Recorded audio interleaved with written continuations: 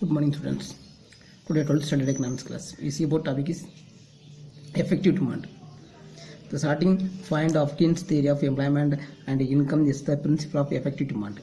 Effective demand denotes money actually spent the people and product of industry.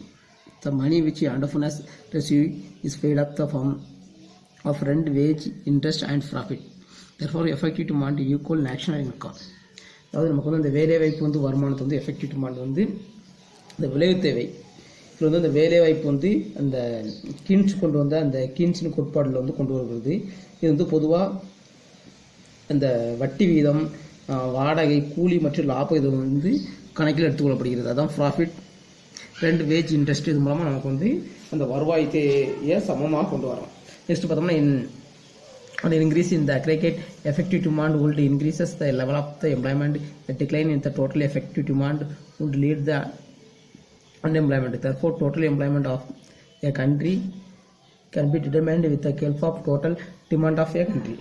பொதுவாக அந்த வந்து aggregate effective demand வந்து அந்த மொத்த விளைவு தேவையில் வந்து அது வந்து இன்க்ரீஸ், அது அதிகரிக்கும் போது வந்து அந்த வேலை வாய்ப்பில் வந்து அளவிலும் ஏற்றம் வந்து அதிகமாக இருக்கிற மாதிரி நம்ம கொண்டு வரோம். இது வந்து பொதுவாக அந்த கண்ட்ரி, அந்த நாட்டின் மொத்த வேலைவாய்ப்புக்கு வந்து இது வந்து ஒரு ஹெல்ப்புக்காக தீர்மானிக்கப்படுகிறது.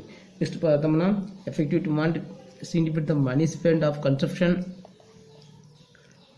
Of the total expenditure is the equal the national income which of the equivalent of the national income. நமக்கு பொதுவாக அந்த நேஷனல் இன்கத்தில் வந்து இந்த கின்ஸின் கோட்பாடு வந்து பொதுவாக அந்த வேலைவாய்ப்போட வந்து இந்த தேசிய வருவாய்க்கு வந்து சமமாக இருக்கிறது அளவுக்கு நம்ம கொண்டு வருவோம்.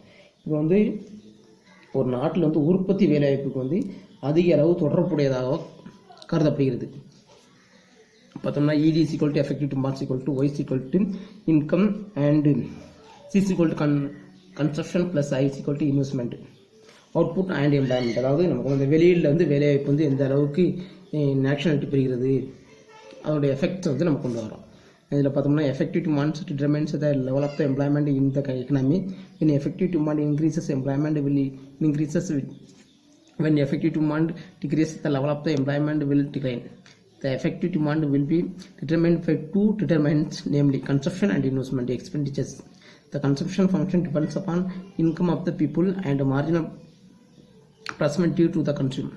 According to the Keynes, income increases, consumption will also increases, but the level than the increases in income. நமக்கு வந்து பொதுவாக பார்க்கணும்னா அந்த வேலை வாய்ப்பில் வந்து இந்த எஃபெக்டிவ் டிமாண்ட் இந்த விளைவு தேவையில் வந்து நார்மலாக இந்த கன்சப்ஷன் அண்ட் இன்வெஸ்ட்மெண்ட், அந்த நுகர்வு அண்ட் முதலீடு அது வந்து இந்த எக்ஸ்பெண்டிச்சர் இந்த செலவு மூலமாக நம்ம வந்து கணக்கிடப்படுகிறது. இது வந்து பொதுவாக அந்த இறுதிநிலை நுகர்வு விருப்பம், அந்த marginal perspective of consume MPC, அந்த இறுதிநிலை நுகர்வு விருப்பம் மூலமாக நமக்கு வந்து அந்த இன்கம் வருமானம் கூடுகிற போது அந்த நுகர்வும் வந்து கூடும். அப்படிங்கிற மாதிரி நமக்கு வருமானம் கூடுகின்ற அதே விகிதத்தில் வந்து நமக்கு நுகர்வு விகிதம் வந்து இன்க்ரீஸ் ஆகும் அப்படின்னு சொல்லப்படுகிறது. நெக்ஸ்ட் பார்த்தோம்னா the rate of the interest and marginal efficiency of capital determine the investment level. Rate of the interest depends on money supply and liquidity preference. Hence the cash importance to the concept of liquidity preference. Liquidity preference is based on three motives, namely transaction motive, speculative motive and precautionary motive. MEC is equal to the marginal efficiency of capital. Next depends on the two factors, namely prospective yield of capital, asset and supply price of capital. நமக்கு வந்து பொதுவாக பார்த்தோம்னா அந்த interest and marginal efficiency நமக்கு வந்து இந்த இறுதிநிலை ஆக்கத்திறன் மூலமாக வந்து நமக்கு இரு காரணிகளை வந்து பொதுவாக நிர்ணயிக்கிறோம். இது வந்து இன்ட்ரெஸ்ட், இந்த வட்டி விதமானது, அப்புறம் அந்த மணி சப்ளை வந்து பண அளிப்புக்குள்ள அந்த பணம் ரொக்க இருப்புல இருந்து இந்த இரண்டுக்கும் உள்ள சார்ந்ததை வந்து நம்ம குறிப்பிடப்படுகிறோம். இது வந்து பொதுவாக அந்த 3 கேட்டகரியில் வந்து அந்த இதை கொண்டு வரோம். நமக்கு வந்து இந்த ஃபேக்டர்ஸில் அது பார்த்தோம்னா நமக்கு வந்து மோட்டிவ்ஸ், அந்த transaction motive and precautionary motive and speculative motive நமக்கு வந்து 3 கேட்டகரியில் வந்து நமக்கு வந்து பார்க்கணும்னா, அதாவது பேர் நோக்கம், முன்னெச்சரிக்கை நோக்கம், அப்புறம் வந்து ஊக வாணிக நோக்கம்.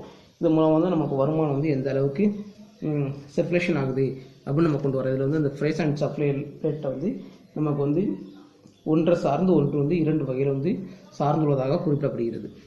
Okay students, thank you.